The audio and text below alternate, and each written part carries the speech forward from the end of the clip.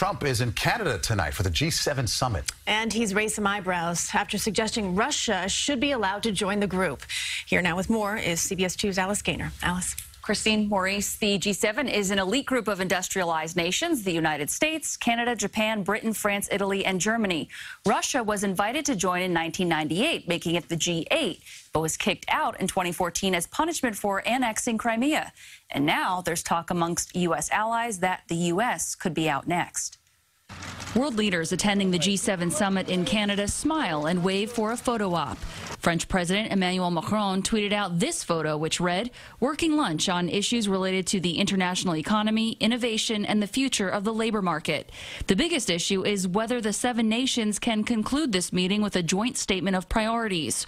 Earlier this week, Macron threatened to drop the United States from the group's final agreement altogether.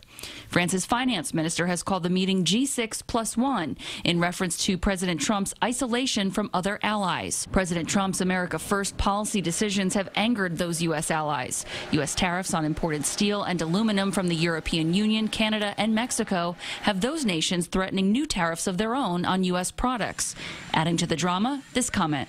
Russia should be in this meeting. Why are we having a meeting without Russia being in the meeting? The Kremlin responded saying Russia is focused on other formats apart from the G7. Meantime, days after commuting the sentence of Alice Johnson, who was serving a life sentence for drug offenses, President Trump says more pardons are coming. I am looking at Muhammad Ali, but those are the famous people. And in one way, it's easier and people find it fascinating. But I want to do people that are unfairly treated, like an Alice. Ali was convicted of draft evasion in 1967 after refusing military service in Vietnam. But Ali's lawyer released a statement saying a pardon was not needed since the Supreme Court overturned the conviction in 1971. Now, the president says he's looking at a list of 3,000 names for possible pardons. And he once again said he does have the right to pardon himself, but won't have to do it since he says he didn't do anything wrong in the Russia investigation.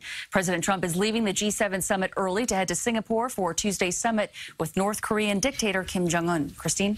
All right.